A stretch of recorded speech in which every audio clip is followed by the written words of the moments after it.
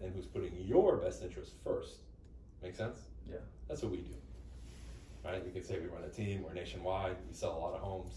We're not worried about a paycheck, we're worried about getting you the most money, which is ultimately what's most important in this scenario, right? That puts different perspective in her mind too. So I'm just giving you, and with the driver, I'm going to say half of what I say or less, but you get what I'm saying? I'm trying to massage her a little bit, you know?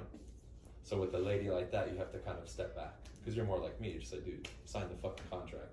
Stop being a punk. And that's why the listing appointment from the week before went great, because the lady was like a straight shooter like me, and I asked her the prequel questions. She's like, yes. Okay, cool. When I went in, it took like 20 minutes, signed it, I'm out. Yeah. That's why you guys have to just be more versatile and be able to adjust to who you're talking to. It's like an older lady, you said? Yeah, some of them are very like, you know, they want to tell you their life story. And, oh, you remind me of my cousins, you know, or my uncle's, you know, fucking son or whatever. Especially you, because you're even younger. They'll be like, oh, you remind me of my son. Like, damn, your son must be a badass salesman, man. That's what I would say, right? Because it's funny, right? Have you gotten this lady to laugh a little bit yet, or no? No. No? Okay. No, not yet. Okay. Cool. Right. And then you can even bring up that example, say a lot of realtors have been pushing, right? And I'm sure you've seen this, where the people drive around in the vans that say like, oh, we'll sell your house for 1%, or they have those signs, we'll buy your house and sell it for 1% fee or whatever. Those are those agents. And do you know why they do that? I guess they don't have any business. Boom, exactly. And see how I had him fill in the blank?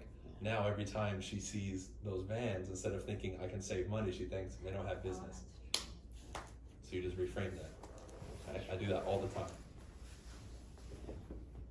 But I set it up by saying the average agent only sells 3 or 4 houses a year. Then I brought that up, so it's already pre-framed and ready. We know the whole 3-4 houses, but I guess the way you put it there, like you're like, I'm gonna do A, B, C, and D. Yeah. Sequential, Sequential, exactly. Yeah. Like, you're leading the conversation, even though you may not realize that, like, you're leading because you want to get to. And just little stuff. Does that make sense? Cool. And then I asked, do you know why? Because I never want to assume. We do that a lot. We assume. We think, oh, of course, when people see a discount broker, they're going to think that guy doesn't fucking sell. But they think, I'm going to save money. That's why I brought it up. So you may thought, but exactly, you said it. Right? Now, if he didn't say it, then I would say, well, you know, and I'm glad you brought that up. Let's say, oh, it's a cheaper option. Let's say he says that and say, look, if I as an agent want to contact you or someone else, my goal is to separate myself and make it easier for you to choose me, to make myself look the best, right? So in my advertising efforts and my marketing efforts, if I have nothing else to show that I'm better, right? I sell more homes, we get you more money, whatever it is, what's the one thing that I can do to make myself seem more attractive to people? Be cheaper. Be cheaper. So that's like my last effort. I have nothing else, lower the price, right? And we see this with products, services, real estate, everything. But does that necessarily mean it's going to be the best person for the job? I guess not. Right? You don't know, right? Maybe you still interview them, sure, but you want to at least be able to compare, right? See, so now that's a different way of doing it, but I always want to let them fill in the blanks and make it easier for me to, because I don't like talking shit about people and saying, oh, he sucks, he's cheap, but I just go over the whole concept with them, so then it's easier, right? And in this case, it doesn't sound like she's just choosing somebody based on commission, so she doesn't have to, or he doesn't have to worry about that with her, but that's something you guys can have. Like when they say, what's your commission? And they like grill you on it. Like the example I gave you guys a couple weeks ago. You're like, well, so it sounds like, David, you're making the decision based on just what somebody's commission is, and you're going to choose them based on that, right? Yeah. You got a second for me to tell you, well, that's probably not the best choice for you? Whether you hire me or not doesn't matter, but can I give you a little bit of insight on it? Sure. Yeah, I just throw that in there in case they think I'm just saying that shit, right? Whether you hire me or not is irrelevant. But is it cool if I, share with you maybe a different strategy that might help you, regardless of who you choose? Sure. And I'm giving you more words that we could. With her, it's just like, can I tell you why that's a bad idea? With her, she might hang up on you when you do that.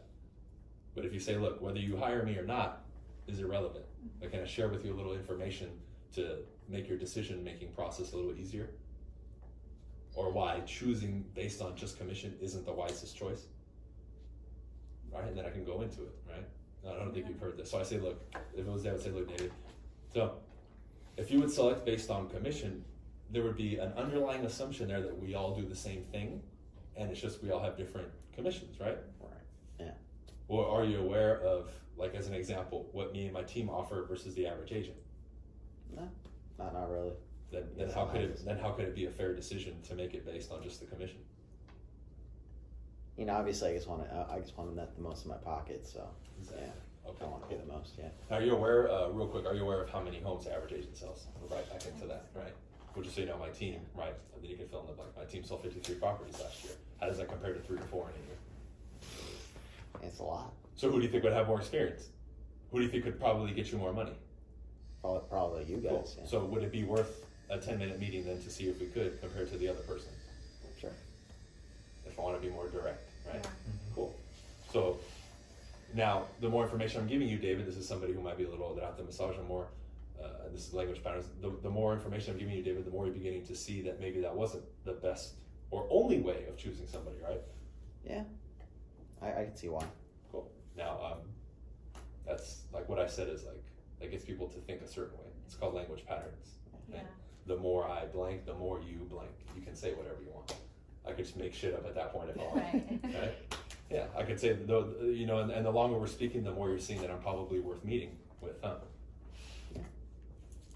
You see? Yeah. See, even she's like thinking, like you need to fill in the blank, so it makes your mind kind of search Damn. versus just being, right? And that's just basic from one lecture. That's one line that I gave, you know, like 6 months ago or a year ago. Well, fuck, I've been talking about this shit for years, right? It's just now you're seeing situations where we can put this stuff in, right? And maybe you don't even have to use that. Like, you don't have to use that shit with most people. That's more just little stuff you can throw in here and there if you need to get somebody like over the hump to meet with you, you know? You know, we've had a 10-minute conversation so far. I understand you're being hesitant, David. Now, have you learned anything on our call? Have I given you any new information that no other realtor has told you? Yeah. And so I'm even like nodding my head while I'm saying it because that's what you want to do. Like, it makes sense, right? Like, you don't have to be like this, but, you know, give a little subtle. All right, you don't want to do that, right? And you'll see people will be like, oh, no. Just go with you, okay? It's natural. Do you want to price the home where it will sell, or are you okay with it sitting on the market for a long time? Like, I still do that all the time, even when I meet with people, right? Yeah. It's just normal. But that's how I can maybe get somebody over the hump, or somebody who's just focusing on commission. Right. All it is a reframe. But the one I did with him, you kind of set it up and then you stack like that, and it makes it a lot more effective, because then it'll be that second time when I asked him, you know, what does it tell you? He's like, well, they're probably not that good, or they have no business, they're not selling a lot of homes. It's because of the point that I made previously, right? Now it's easier for them to go along that line. But that's an education process, and that's why I always throw in the line, you know, and I understand you're being hesitant or you don't want to meet yet, but let me ask you one question, David. Have you at least learned something new being on the phone with me for the last 5 minutes? Couple of things. So the real question is, what else do I know? Right? Right. You think we might know something that could at least assist you in getting your home sold the second time, whether it's now or in the future? Probably. Cool. So if you had the information that you knew for a fact would cause your home to sell, and you had that information now, how would that change your decision? And we'd be sold. We'd be out of here, man. So you would want to sell now. Yeah. Like if you had it already, you could Already sell, you would get go, an offer, yeah. and you knew for a fact, like, hey, like we're running a movie scene that's going to sell. You would sell now. You wouldn't wait? I got one call. I guess the gentleman was more interested in the company that was going to represent him. You brought that up with Loida, yeah. I did. Yeah. And I literally bombed it. Like, my mind blanked. I knew what I It's wanted cool. to say. It's cool. But yeah, that was my issue, and I just didn't even know how to answer it at one point. Tell me, you're really interested in my company. So Um, was he more to the point, or was he more like analytical, or like really wanted explanations? How No, was it? just to the point, because he was Yeah. frustrated. I guess the previous agent just listed Was he when he angry? listed it, and he was a little bit.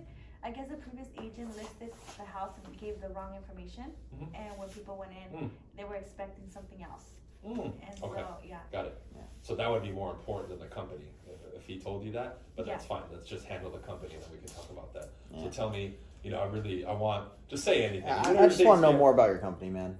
Cool. Yeah. Yeah. Have you heard of EXP? You haven't heard of it? EXP?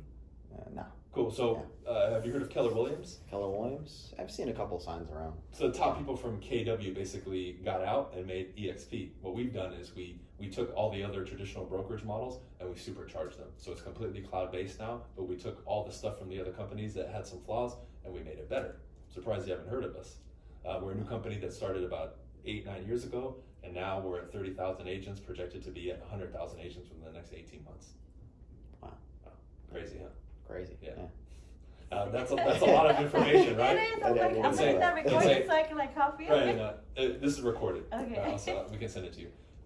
Let's do it a different way, and just tell me. Well, give me a specific company. Just say any company. Yeah. Well, I want Compass, man. You know, I like them. They've been selling houses all around the neighborhood.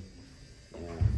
Cool. So only Compass agents. You want Compass, and again, correct me if I'm wrong, because you feel like they're the company who can actually get your home sold versus another brokerage, or they have a better shot at getting it sold. Is that the? Yeah, I'd say so. Plus, you know, they're known in the neighborhood. I feel like they're more trusted amongst the agents in the area. Yeah. Got it. Makes sense. Valid concern, David. Most people think that. Now, when a buyer's coming into your home, you think they're focused on the home or the company? Well, obviously the house. Yeah, obviously the house. Exactly. Now, as an agent, right? As an agent, do you know, like when you hire, like let's say you hire